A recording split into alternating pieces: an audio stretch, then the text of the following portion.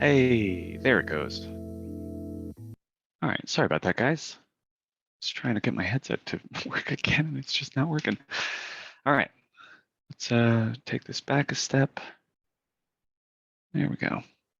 Good morning, everyone. This is Mike Dane with MLS Technology. Before we get started with the course content, just to give everybody a chance to actually join in and participate, I did want to run through a couple basics about the webinars. I apologize for those of you who have been through our classes already.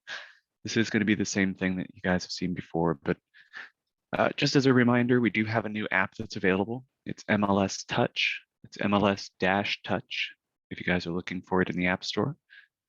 This is actually a matrix equivalent on your phone. So what that means is that you guys will have access to looking up listings directly through the same data that you guys would normally have access to in Matrix, but this is actually going to be available to you on your phone. There are a couple things that are actually a two-way sync between the two of them. including the contact information, some saved searches, etc. Now, I also wanted to let you guys know that you are on mute by default. There is a Q&A button down at the very bottom of the screen. That's where you guys can post any questions you have. Chat is going to be for any comments. We're going to be asking for examples a little bit later.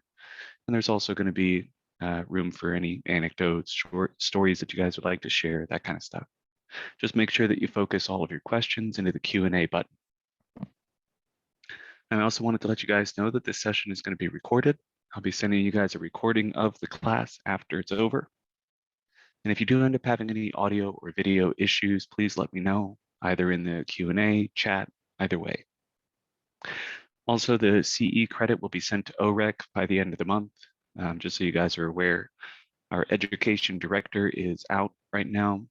As soon as she comes back, she'll be sending all of this week's training information over to OREC.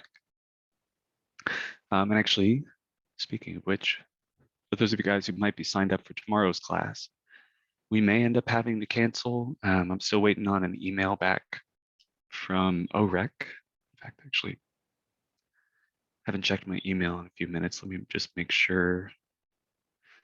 Oh no, haven't gotten word back. But if it does turn out that we didn't get the CE credit quite yet, we may end up canceling this. There are daily CE or non-CE credit versions of the CenturyLock showing service classes going on as well. But we should be good to go. It is 10:05, so we're going to go ahead and get started with the course content. So for those of you guys who are here currently, you will be eligible for CE credit. I'm going to launch a quick poll here. This is also going to be helping me make sure that everybody's actually here and participating. But if you guys do end up having any problems with the poll itself, just let me know in the chat or the Q&A. But really, I'm just looking to see how many of you guys are new to real estate. Have you attended either our basic or basic matrix or realist class? Primarily, we're just trying to make sure that if you guys have actually been to those classes before, that we're not covering things that might not be necessary for us to cover. But for those of you guys who are relatively new to the system, I also want to make sure that we provide that extra context if it's needed.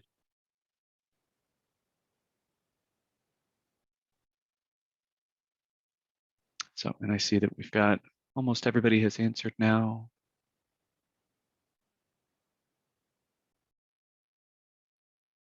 Awesome. Well, that was actually the quickest it's been in a while. So I'm going to go ahead and share the results here just so you guys can see. It looks like we do have about half the class is actually relatively new or very new. And I see that we actually have a majority of you guys have attended the matrix class as well as the realist class, but I see that there's a couple of you who haven't gotten an opportunity to yet, and that's perfectly fine. So what I'll do is while we're going through this course content today, I'm going to be providing you guys just a little bit of extra information regarding some of the foundational things that we'll be discussing the advanced features of. So making sure that you guys can build on some knowledge, even if you haven't been exposed to it quite yet.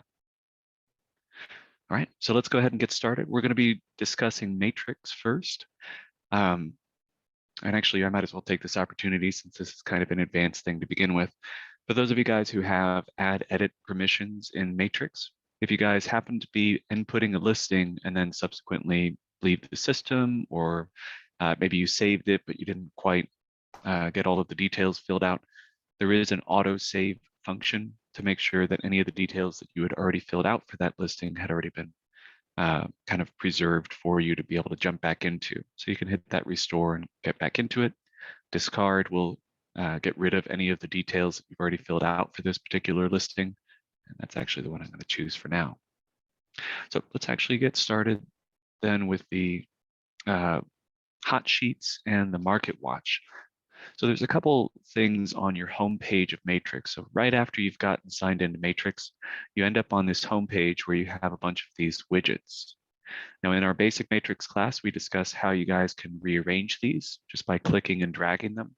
And notice that while I'm dragging this particular My Listings page, it actually shows this little outline of where it's going to be dropping that into the actual space. And as I move it, it starts rearranging things around so that I can kind of position this into whatever order I would like it to be. Now, I used to teach a class back when I was working at a call center, actually, to try and help people be as efficient as they possibly could while they were on calls. And one of the things that I tried to reiterate for people was the value of actually arranging your workspace into what you're going to be using the most, so that you're minimizing how much you have to scroll, how much you have to click around, different pages that you have to navigate to on a constant basis, so that everything is kind of in a cohesive flow. So one of the things that I like about the way that they have this with Matrix is that you can rearrange these, and then if there is anything that maybe you're not always using, so for instance, this recent one home visitors, I'm not using this too often, I can hit this little X and that'll actually move the widget into this additional section. Now from here, we can actually also use this minimize option as well. So if there is something that you don't necessarily want to have to re-grab every time you want to see it, there is also this little minimize button instead. And that might be the easier option, just to make sure that you don't have a lot of clutter on your homepage. But one of the things that we wanted to discuss today was a couple of these widgets that we didn't cover in our basic class, which is the hot sheets and the market watch section. So the hot sheets section here is actually meant to be kind of a quick segue from jumping into Matrix directly into maybe an area that you're interested in, or just double checking what the market is doing for a specific set time period. The market watch similarly is going to be providing that from a numbers basis. So you can see how many new listings coming soon, etc. And again, you get to customize what the time frame is, or even what the property type is that you're working with. Now, both of these serve slightly different functions. So we're going to talk about the hot sheets first. So what I'm going to do is I'm going to set my time frame to today, which means that from midnight this morning all the way until now, whenever I click on this residential hot sheet, what it's going to be providing me is all of the changes that have occurred to any listings throughout the entire system. Now, you notice that this is actually being categorized first and foremost by the change type. In our basic matrix class, we discussed the different ways that you guys can sort just by clicking on these headers, and that'll actually change what the sort method is, kind of like most times you guys are looking at a spreadsheet like this. But we can reverse the order of this just by clicking on the arrow. Right now, it's actually sorting new listings, and then it'll go to recently changed listings, price increases, decreases, what's been pending, closed, released, withdrawn, etc. We can reverse that order if we need to. But as you can see, I've got a ton of listings in here. I've got 84 results, and I've got multiple pages of results. We can scroll through this to see if we can spot anything that might be of value to any of the clients that we're working with. So like if I'm working in the Broken Arrow area, I can actually see, oh, looks like this one just came back on the market. Maybe I need to find out if this is going to be one that my client is interested in. But as you can see, since it's just grabbing everything from everywhere, there is no real order or rhyme or reason to why things are appearing other than they've changed since midnight this morning. Now, if we wanted to customize this, so let's say that I wanted to either customize one of these hot sheets or even create my own, there is a customize option down here at the bottom. What this is going to allow me to do is either take one of the ones that have already been created for one of the property types, or this all-encompassing one under the cross-property search. We can edit the criteria for it. But in our case, I actually want to add a new one.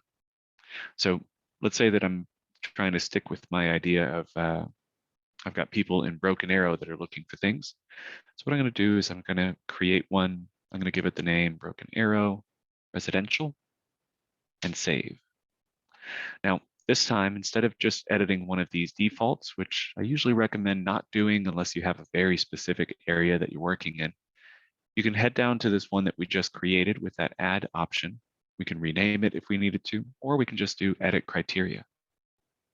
Now you'll notice that this screen looks an awful lot like the other screens that we have in the system, where we have some change type options. We've got the property subtype, price, some of the basic information that you guys would be seeing on a search screen. But this time, what we're going to be doing is actually customizing this hot sheet to a specific area. or we can give it a specific price, bedroom counts, bathroom counts, etc. Now, this can get cluttered. So usually I try to recommend to people that the hot sheets that you create are going to be a little bit more open-ended rather than trying to create a hot sheet for a specific client, which would be better served by creating a saved search. So in our case, again, we're going to be using Broken Arrow. I'm actually going to do Broken Arrow City instead. So I typed in the city. I didn't have to type out the full name. It automatically chose Broken Arrow. I lucked out on that one. Like if I was trying to get Ada, Ader. If I type in Ada, I would actually have to type out the full name. So just keep in mind that when you're typing out a city or a school district, that you might want to double check what's actually getting highlighted. Alternatively, this is something we cover in our basic class as well. You do have this little pop-up button, which allows you to run this is not zoomed in. There we go. Which allows you to run a search. And the search is especially useful if you guys are working with cities because we have a lot of cities in our system. So for instance, if I forgot how to spell Sequoia, oh, is there not a Sequoia city? There's a Sequoia school district. That's my mistake. But we have Broken Arrow already selected. So I'm going to go ahead and hit save. So now what we'll end up seeing is that when I go back here to our hot sheets, I now have a 6th hot sheet, the Broken Arrow residential. I set my time frame down here. Let's say that I want to do the last 24 hours instead, which will just do a relative search rather than today, again, being midnight this morning. So 24 hours, I'm going to go to Broken Arrow residential. Oh, and we've got 75 listings that have changed or had some kind of modification to them. So we see, again, new listings starting us off, coming soon, back on market, price decrease, price increase, pending, and finally closed, withdrawn, and released would be down here at the bottom. Now, if we wanted to narrow down our search even further, so for instance, if I wanted to take this hot sheet and narrow it down just specifically to maybe just the new listings coming soon, back on market, maybe even the price increase or decrease, I head back to customize, choose it, edit criteria, new listing. I'm going to hold down Control or Command if you guys are on a Mac, and I can select the other items that I might be interested in. So now this time when I'm looking at this specific hot sheet that I've created for Broken Arrow, it's only going to show me any of the new listings, things that are actually currently on the market, rather than showing me the pendings, which I might as well just not consider are currently active. We've got the closed, leased, withdrawn, expired, and released. All of those maybe aren't going to be beneficial to my client, so I don't necessarily need to see them. I'll hit save. And this time when I run that search, it's just going to be, let's actually expand this out to the last 7 days. It'll show me all of my listings that are new, lots and lots of them. We've got our coming soon, back on market, decrease, increase, and some that went pending. I think I may have accidentally chosen that.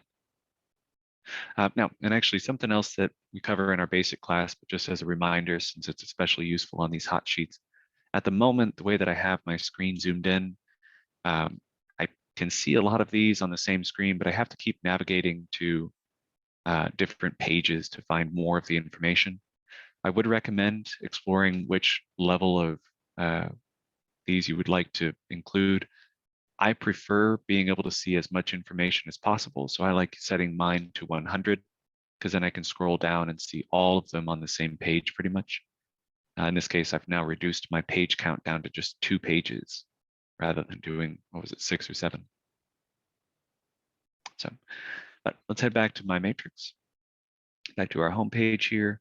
So I've still got my Broken Arrow residential. Again, I can use this to just try and find anything that's happened with a specific either search criteria or specific status. The Market Watch section does have some customization that you guys can use, but I did want to clarify the only customization that we really have with this is that we can choose what the property type is going to be, our time frame, and under the Customize option, instead of it giving me a bunch of choices for how many days it might have been on the market or what the statuses are, since it's just providing me the numbers of what's happened in an area, if I switch this over to a specific spot, or actually here, let's do Eufaula instead. And I wanted to add maybe some extra details of like, whether or not there's any acreage to it. Say that we were looking for a specific size, 5+. There we go. Save. All right. So now what I'm going to be looking at is this is going to now cater all of my search numbers here to the area that I chose. And if I switch over to cross property, this will show me all of the listings that have occurred in the Eufaula area that are 5 or more acres. So this is an easy way to kind of keep your finger on the pulse of what's happening in a specific area or with specific types of property, specific sizes of property, that kind of information. So again, remember you can customize both of these. The hot sheets are going to be a little bit more of a permanent, effectively saved search, whereas the market watch is really just going to be an easy and quick access to, let's say I wanted to find out what the new listings are. I can hop in here, I can see what the listings are. As you notice, this actually did switch me back over to 25. I would have to save that as my default in order for it to remember the 100 that I set earlier. All right, so now that we've discussed a little bit about our home page, I want to take us now to our search functions. Now, the home page does have a little bit of a search that we can use. As you guys are probably aware, this doesn't really have a lot of use outside of maybe jumping into a specific property. Oftentimes when we end up getting phone calls on the service desk, we may end up asking for the MLS number or the ID for the listing. Sometimes we'll end up getting the address instead. This is where I'm usually putting that in. So for instance, if we wanted to do the 33200 151st Street, what it's going to be providing me here is just a search that has this particular house number and this particular street name. And it's going to find anything and everything that's related to those two elements. So as you can see, we've got a couple properties here that don't have the south on the end, one that doesn't even have the east. Now, all of these might be in the same area. If I go to my map, you can see that they've got at least one common element. They're all in this particular spot. But this search is a little bit too rudimentary than for some people's search needs. So what I'm going to show you guys is another way to search for the address. So I'm going to hop into, let's do our quick cross-property search. So this is going to be the open-ended search, where it allows me to find any kind of property type. As you guys can see, we can even specify if I just wanted to narrow it down to just residential and land. But if I don't have anything selected in the property type, it'll find anything and everything: commercial, residential, land, or lease. But up here at the top in the area search section, so normally we have access to a map search, which we'll briefly discuss in a bit here. We've got our school district, city, county, zip, et cetera, et cetera. But there is actually an address search that you can use right here. This is an easy way for you to track down any history for a particular property. So this time I actually do get the option to clarify maybe the east, post direction is going to be south. And then if I uncheck my checkbox for active, it's now going to find anything and everything in our system, no matter what the property type, no matter what the status is, that happens to match these elements. So when I go to my results, this time I'm only going to see the properties that are that specific address with the east and with the south. Let's actually talk now about other options with this. So when it comes to these address fields, you also have the option to include more than one address at a time using this little more option. One of the nice things about this is that if you do end up needing to maybe put together a showing tour and you're not certain of all of the listing numbers, maybe you have a client that's just like, I want to take a look at, and provides you this massive list of all of these different properties that they want to take a look at. You can put in all of those details for the address and add up to 10 at the same time. Then when you go to your results, it'll combine all of them together so that you can have all of those in one location. So if I did 33200, 151, add in that east, We'll change it over to residential. I'm going to do 73 Riverside. Perfect. And remember, I no longer have my status chosen, so I can actually still see some results. Neither of these are active listings at the moment, but this actually gives me the opportunity to find all of them at the same time. So pretty simple. Another thing that I wanted to discuss was the defaults that you guys are going to be using when you're getting onto these quick search pages. So you may have noticed that I had to uncheck the checkbox for active when we first got in here. That is a default no matter which page you actually go to for the quick searches. So as you guys are probably familiar, you've got the quick residential search, quick commercial search, quick land, quick leasing, and quick cross property. There is a create your own option for each of these, which allows you to start off with a completely blank page. You actually have to add each of the search criteria that you want. So instead of having school district in here by default, you would actually have to add that using the add remove options. But whenever you guys use the quick option, the only system default is going to be active. So no matter which one of these that I switch over to, active will be the starting default.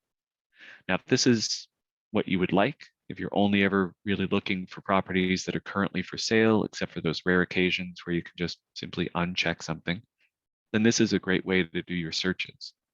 But I also wanted to point out that if you guys are maybe always searching within a specific county and you don't really like running your search and then finding some property that's in Miami when you're actually down in Ada, well, then you can actually narrow down your search based on county or counties, plural, if you guys would like, and then just save that using this gear icon up the top right corner. So for instance, let's say that you guys are appraisers. You guys are working with a very specific set of data that the lenders are going to be allowing. So for instance, active, pending, closed, expired, we only want it for the last 6 months. And since I only am licensed to work in a couple counties, I might end up just adding those in here. So we'll do, let's do Bryan County, oops.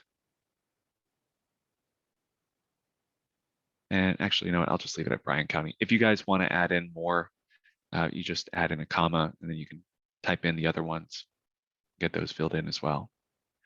So what I'm seeing now is I've got all of these defaults. Now I'm seeing a massive amount of matches with this, but that doesn't matter because I'm still going to be going back and adding in other criteria later whenever I'm trying to run my appraisals.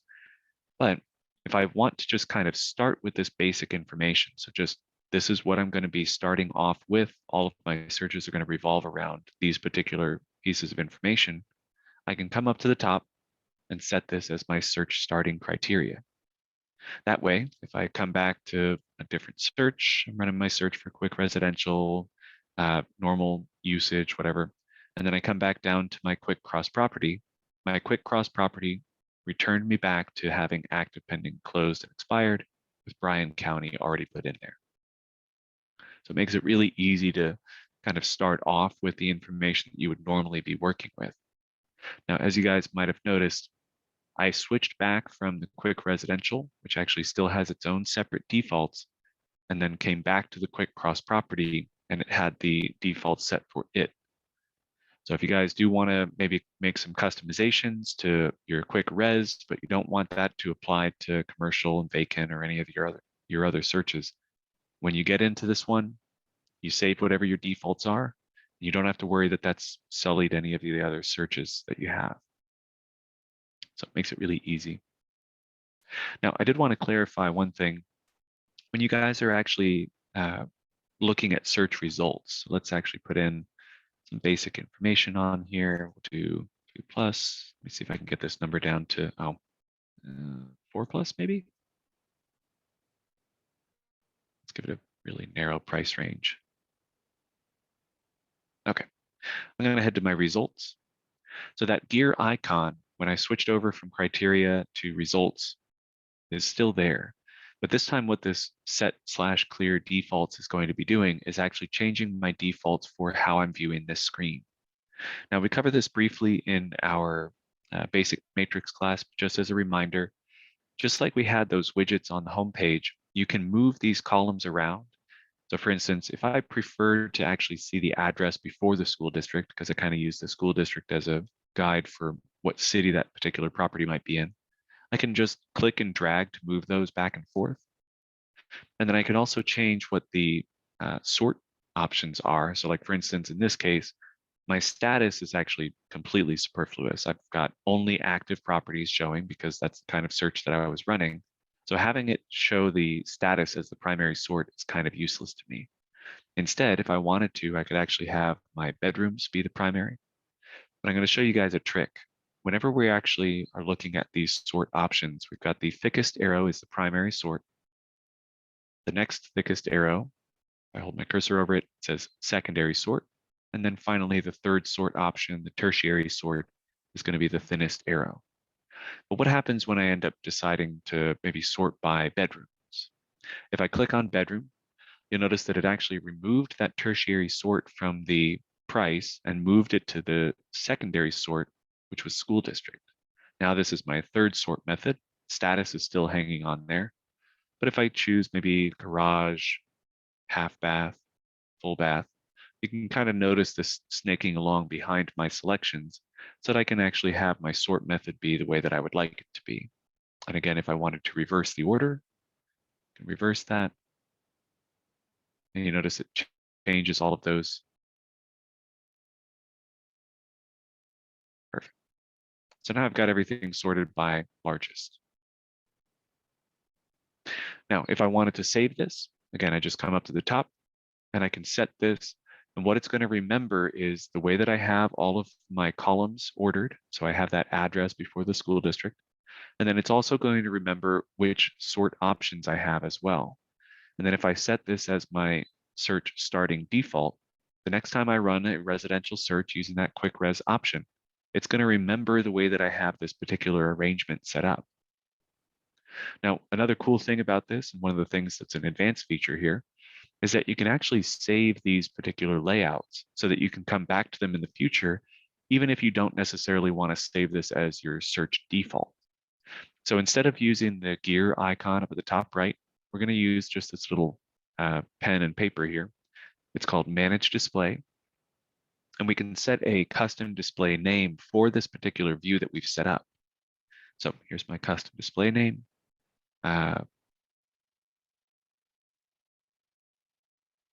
we go. Bed, bath, and garage. I'm going to do save changes. And we're set. So I've got this set as a specific report. And remember, I've gotten a couple of these columns to rearrange as well as my sort method. And then if I want to go back to my default, I can actually just hit this little gear icon and do reset to system search defaults. That way, if I need to maybe check that arrangement that I made earlier, I can click on this display button up here at the top.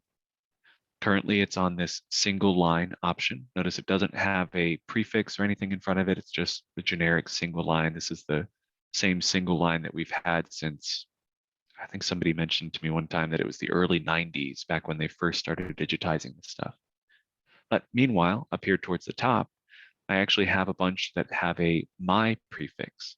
This is indicating to me that this is one of the ones that I customized. And subsequently, I can jump back into this sort by bed, bath, and garage, and I'm good to go.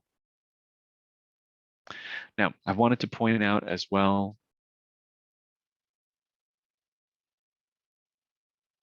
the little functions down here at the bottom will also mimic the information that you have here. So for instance, if I have my sub, agent, and phone, which is one that has the subdivision, agent, list agent name, and their phone number, I can actually print this particular report that I've customized. So it wasn't just a matter of me setting this up so that I can view this stuff later. What I've actually done is created effectively a custom version of a report. So now when I check my checkboxes, I have my options down here at the bottom open up, and I can do print. And you'll notice that my sub agent phone, my single line with acres, my showing an agent, my sort by BBG, all of this information is now actually used as a report option as well. So like for instance, if I wanted to do the print with this sub agent phone, when I do the print to PDF, it creates the report based on the settings that I set for my view.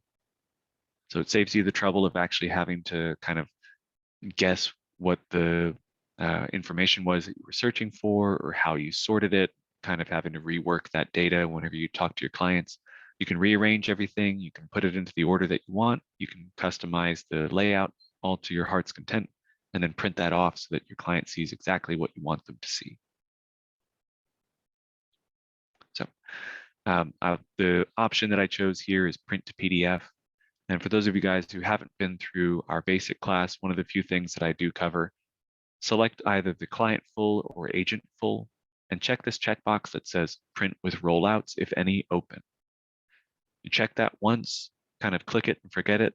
This is one of those things that if you don't have that chosen, it can cause problems on different reports. But once you have that set up, you should be good to go. All right. So next, let's talk about our speed bar. Now, as we've been going through, I've kind of kept my search functions really basic. Whenever I did my cross-property search, there was only a couple things. Whenever I did this search just to get these few results, I only typed in a couple things on my criteria. So active was by default. It's already in residential mode. We've got our city is Broken Arrow, the price, and the bedrooms. Now, coincidentally, if you guys have noticed this before, kudos, but up here at the top, all of those details were actually solidified into a search on our speed bar. So when I got to my results for the first time, it actually showed me the results based on the criteria that I had chosen. And it shows that criteria broken down into the shorthand up here at the top. Now, the speed bar that you guys see here, pull up the little guide for it over here. It's not working the way that it's supposed to, but that's okay. So this speed bar is actually meant to kind of allow you to just jump right into a search that you're going to construct with only the words that you type up here. So for instance, if I wanted to run a search, I can run it with my property type, my status, whatever my city name is. In this case, as my example, we chose Broken Arrow. Broken Arrow has to have no spaces in it. So we would have to combine that. So if you guys are searching for Broken Bow, Broken Arrow, just make sure that you take that space out. Because if you notice, the way that this actually works is that it'll have to have a space between each of the different sets of data. Now, bedrooms and bathrooms are allowed. So you guys can actually see the bedroom count and the bathroom count can actually be put in together. It'll just automatically assume that whatever the first number was is going to be the bedrooms, and the second number is going to be assumed to be the bathrooms. Same thing goes with our price. Our price can be entered where it has the $sign in advance. And then we can also put in any range, plus, minus, etc., the same way that we did with our bedrooms and bathrooms. Now, in addition to that, we also have the option to do the approximate square foot. So you guys can put in either a specific range or the plus, minus, whatever, and just make sure that you put SQFT afterwards. So see if we can actually create a search. So even without moving back to my criteria, I'm going to run my search using this particular set of criteria. So residential, active, our price range, bedroom count, bathroom count, the city that it's in, and then I've got a square footage as well. Now this is going to pretty dramatically narrow down my results. But as you can see, it brings me right back to the same exact view that I was using. And I can run my criteria again and see that, active, Broken Arrow, my price, bedroom, bathroom, and square footage. So if you guys do end up getting that phone call, or if you guys are out in the field, maybe running Matrix on your mobile device, you can use that speed bar to search for things. So for instance, if I wanted to find all of the residential properties that are active in the Eufaula area that are 3,000 square feet or more. Perfect.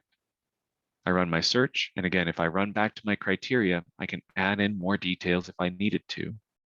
But from here, I can still see that I've got active, Eufaula, and square footage all built just straight from the words that I typed out.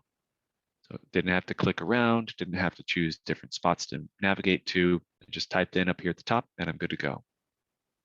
Now you may notice when you guys run a search that has items on there that are not included in the speed bar.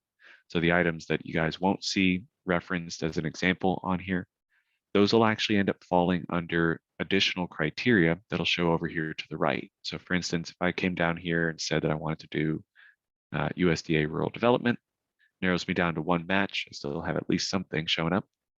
But when I hit my results, you'll notice that my speed bar shortened a little bit and I've got include other criteria. If I hold my cursor over that, it shows me what element of my search I ran could not be included on the speed bar itself. So just for some context, at least on my own personal education on this system, this was actually how I discovered how the speed bar functioned. Was, we have this guide, it shows us what we need to know, but it's also worth mentioning any of the things that we cannot include on the speed bar will get dumped into this include other criteria option. So this is how I learned which items couldn't be included. Now, another thing, just kind of as an aside from the property search, you can also use the speed bar search for agent and office searches as well. In fact, actually, if you guys see here, our office search and our agent search, all you have to do is just put in an AG or an OFF in front of it. So for instance, if I wanted to search for my coworker, type in AG, Ethan Long, and I've got his contact information, his email, and also his active listings when I click on his member number. So the final thing with the speed bar is just if you guys do end up having any need to search for multiple listings at the same time, I'm gonna grab some from a previous search real quick. So if somebody calls up and they say, hey, I've got some listings that your client might be interested in, you can type those listings in up at the top here. One of the cool things about this is that it'll automatically have all of those listings combined onto one location. So even without having to run a search, I can actually see all three of these listings together. And all it was is just putting in the listing number, adding a space, listing number, add a space, and so on. And I've tested this out actually a few times. I don't know that there is actually a limit to how many you can add in at the same time. I wouldn't push it past 20 just as a recommendation, but this is an easy way to at least collect a bunch of listings together. And then if you needed to, let's say, get directions to them, you can set up your directions, you can add them to a cart for your clients, etc. I'll be sending you guys some details about the different tutorials that we have, one of which is actually going over how to use the carts. All right. Now, the last thing that I wanted to discuss in Matrix oh,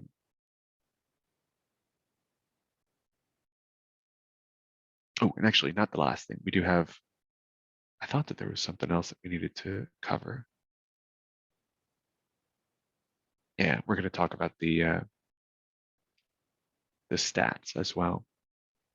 Okay, so one of the things that we do have access to whenever you guys have run a search is there's a little button down here at the bottom that simply says stats. Now, in this case, it's not showing me any options for a chart because what I did was I actually ran this particular search for specific listings.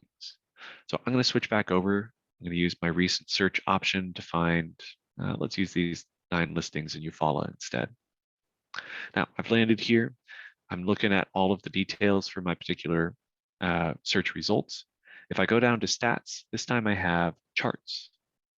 Now, what charts is going to be doing is it's going to take the details that I've already added into my search, and it's going to provide me with a bunch of system presets so I can learn more about this particular area. Average days on market versus list median price, historic count of active listings, and so on. Now, I do have a preset that I've created myself, and that's actually where we get into the customize option. This is where we can go through and we can actually set up, all right, I want to look for the past 12 months. I want to find all of the active number of listings, and I'm going to group this together by month. So when I hit generate, what this does is it actually takes all of the listings that I'm seeing here that are currently active, and it shows me what the results are with a little chart here that shows the columns. Now we also have the option to change this over to a line. we can see this increasing that way instead. And there's even also an option, if I click on advanced options, where I can combine this with the average days on market. So here I hit generate. Oh, actually, you know what? Let me do, I apologize, I mixed and matched wrong here.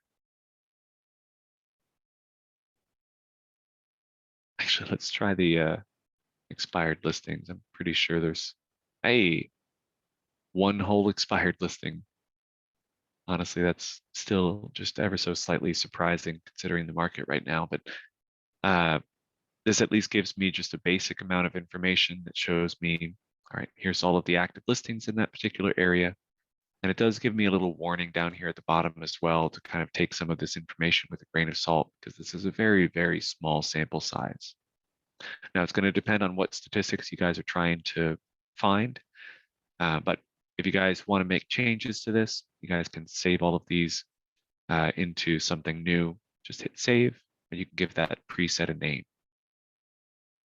And that's actually how I ended up with this guy here, active versus CDOM, which I believe is actually going to end up giving me the same error message.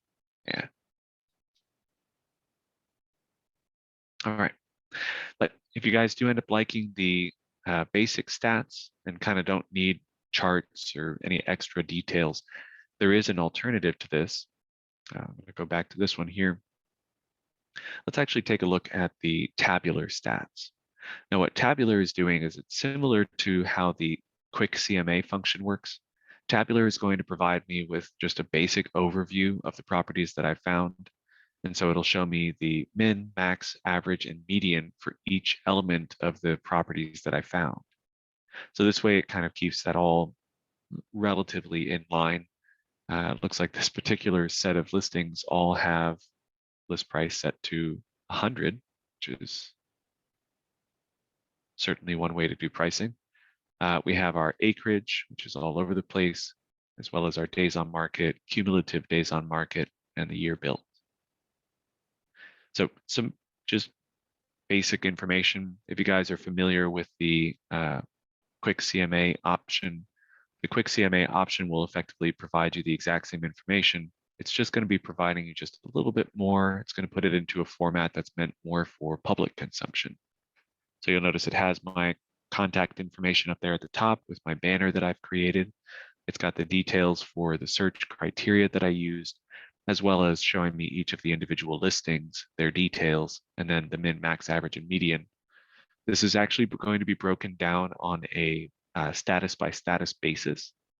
So for those of you guys who have been through our CMA class or have done CMAs before, you may recognize that if we're actually running a search for a CMA, we might actually need to be using active, pending, and closed. That's going to give me a lot more information. Oh my gosh, it's going to give me way more information. Let's switch this over. There we go.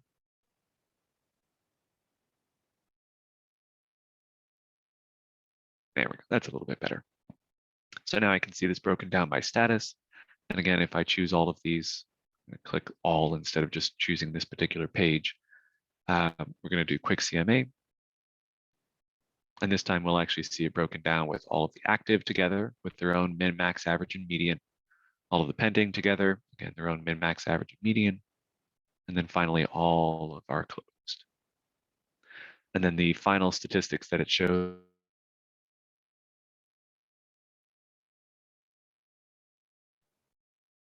Excuse me. The final statistics that it shows here is going to be the combined information, showing our total listings with the average and median for all, as well as the quick statistics showing us the list price, sales price, and interestingly enough, this is actually a recent addition, sales versus list price, which gives us some perspective on whether or not properties are selling higher or lower in the area.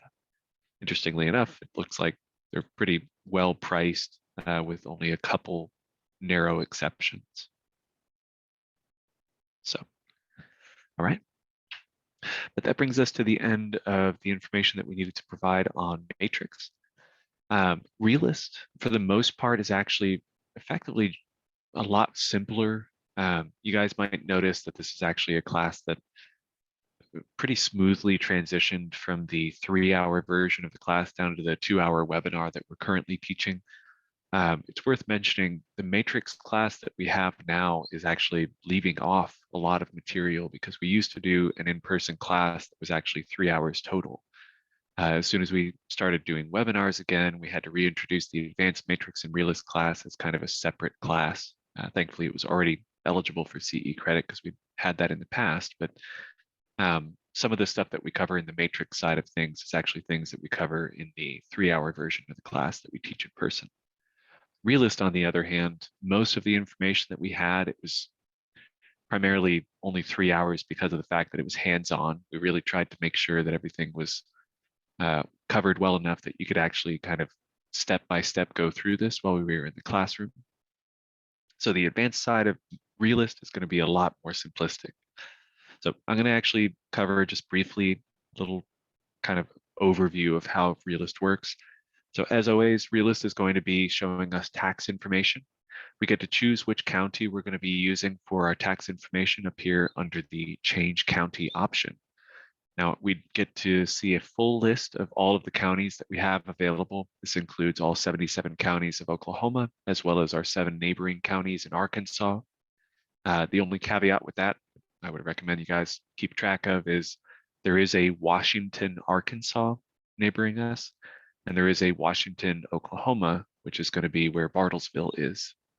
So just make sure that when you guys are going through the all states list that you guys are choosing the right one if you are working in the Bartlesville area. But you also have the option to just switch it over to Oklahoma here. Make sure that you've chosen which of the options that you actually wanted. Then over here on the right, it'll show you what counties you've selected. On here, you'll also notice that they have the recording date. This shows us when it was that we most recently received fresh data from the county assessor's office. So in this case, we see that Tulsa has actually got fresh data just last week, which is great. And then Wagner, we haven't received anything since the end of June. So you'll notice this actually kind of is a pretty odd spread. You may notice that there's some that have been updated very recently. Others may not have been updated for months. Last year was a really rough time for the county assessor's offices. They didn't provide us a lot of details. And there was a couple that actually almost pushed up to a full year before we got fresh data. So if you guys ever end up having an issue where you're scrolling through some of the tax record information and you're noticing that maybe a sale that you guys might have even participated in or heard of happening isn't actually being reflected on the tax records search that you've run, you can always double check to see what the recording date was and find out if that county has received the most up-to-date information. But I did want to point out over here on the right, I've got my selected counties chosen. I checked off 8 checkboxes, and now I can no longer add any extra details. Now it tries to make sure that this is clear, that there's a set limit on things. So whenever you guys get to a screen that looks like this in Realist, which is actually a pretty common layout for them to use, you may end up seeing a limit that's set up to the top here. So you can only have 8 counties selected at the same time. But just as a reminder, even adding in 2 or 3 counties could be a vast amount of information, especially if you guys are including heavily populated areas like Canadian, Bartlesville's, Washington, Tulsa, etc. So, but I'm going to set mine down just to Tulsa. So I've got my county chosen. And if I needed to check what the recording date is, even if I do have multiple counties, I can hold my cursor over the top left here, and it'll show me what the recording dates are for all of the counties that I've searched by. Now on this quick search function, which is going to be the basic one that opens up whenever you guys get in, the address field here is not going to be tethered to whatever your county is that you've chosen, but all of the rest of this information is pretty much going to be. Like MLS number, clearly that's just going to be searching for a specific MLS number and the tax records that are connected to it. Same thing with tax ID. The tax ID is just going to try and search for anywhere. But I usually recommend still that you try and limit your searches to just whatever county you're working within. But if you do end up having that kind of oddball question that's maybe in a county or two over, this address field will allow you to search for anything within the Realist system. Now, the My Search function, on the other hand, is actually entirely limited by whatever county you've chosen. Now, the My Search function is the one that I usually recommend people to move to as soon as they can. And I'm going to actually switch over to our general query. The general query is one of the default saved searches. So if you click on this select option up at the top here, you can see that there's little golden padlocks on 3 of these, all of which are indicating to us that this particular search is actually locked down from a system level. So this general query is the one that you guys should see by default. It starts off with the owner name, house number, street name, and street suffix. So similar to the way that we had everything broken down when we were doing address searches in Matrix through the search function. So we see house number and street name. We can type in specific house number, or we can also use an is between, is greater than, or is less than. One of the catches with this is that on the general query, we actually don't have any pre-directional or post-directional options.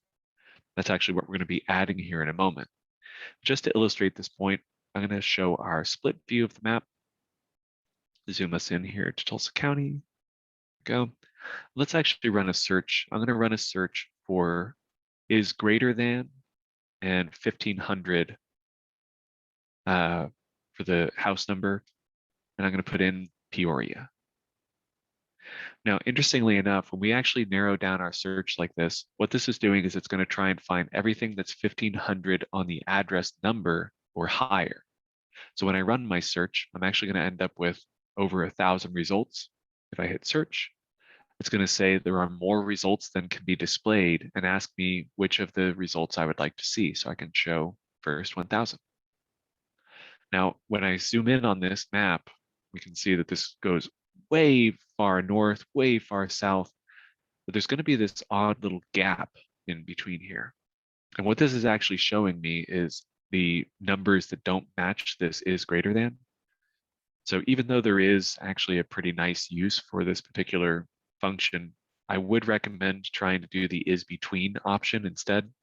So if we did 1500 to 1600, suddenly I go from 1100 matches to 8. So that might be a little bit more realistic usage case. And now we can see that I've got a clump in the north and a clump in the south. So to remedy this search actually finding things that are in the wrong spot, there's a couple different ways we can handle this. Up at the top here, there is the drawing tools option. We can actually draw around the area that we wanted to search by. And you'll notice that what this does is it actually creates effectively a new set of criteria that's this particular rectangle that I've drawn. So now when I run my search, it's actually leaving off any of the results that didn't fall within this particular shape that I've created. Now you can actually add in some extra shapes to the map. So for instance, if you wanted to maybe combine a search so that you actually see multiple items, notice how it adds in a second rectangle on here. And if I remember correctly, I think you can do 7 shapes. It's either 7 or 5. Let's make this a little bit smaller. Kind of ran out of the other limit that we have. Yep. Oh, 5 shapes. Okay. And then Matrix must be the one that allows 7. So now we can see that I've got 5 different shapes on here. When I run my search again, I should see, oh, looks like only those 5. I guess I didn't make this shape up top here tall enough.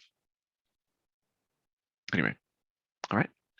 So we can delete those over here on the side. We can clear the shapes off just by clicking on them individually. So if we did have a shape that we'd drawn, we can select it and then do delete shape.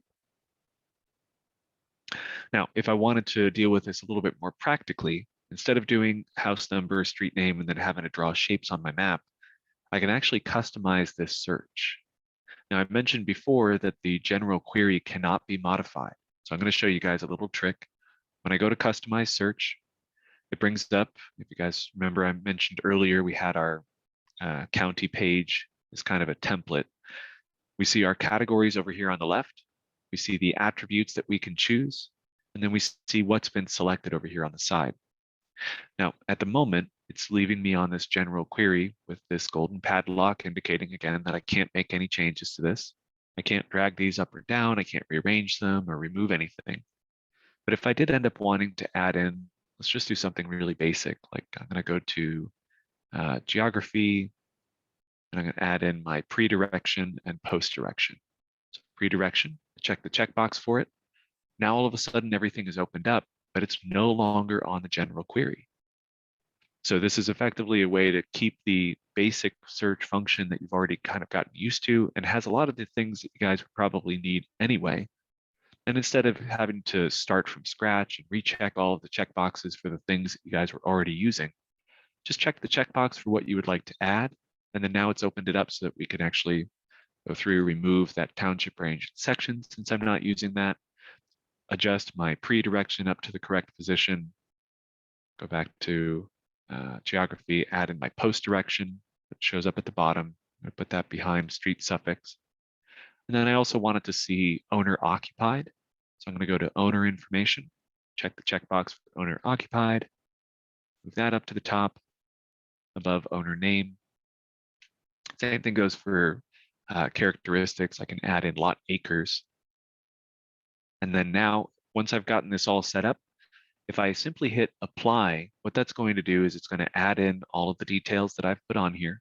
So now I have owner occupied, I've got my pre-direction, post-direction, still got subdivision, city, and zip code in there, but now I have a lot acres down here at the bottom.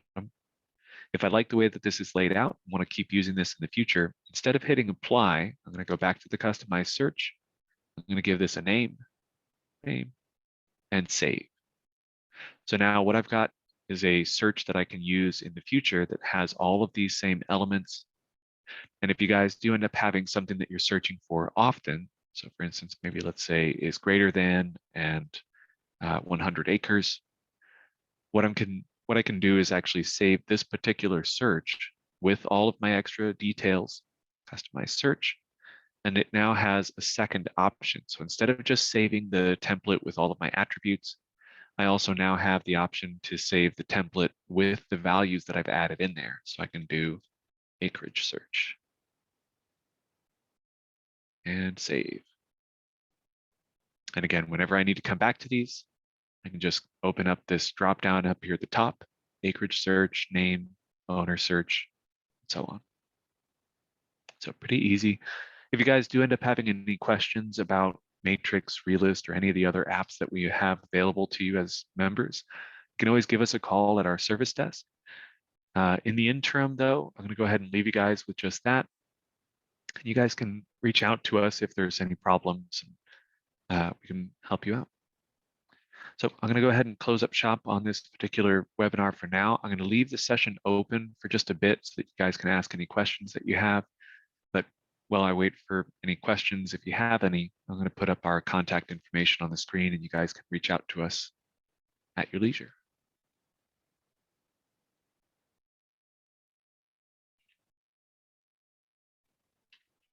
But again, thank you guys so much for joining us today. We always appreciate you guys being here and learning more about the systems.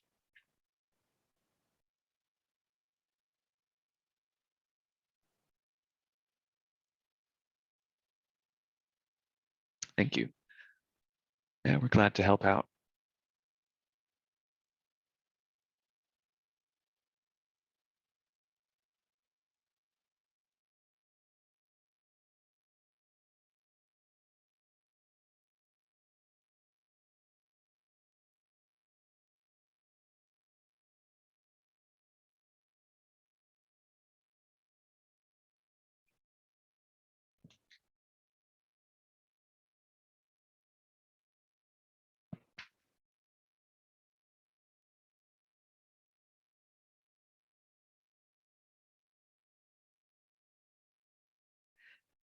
So I'm going to give it another minute or so. If you guys are actually typing out a question or anything, I should still be here, but then we'll go ahead and close up shop and I will man the phones again. So if you guys have any other questions, we can still answer those on the service desk side.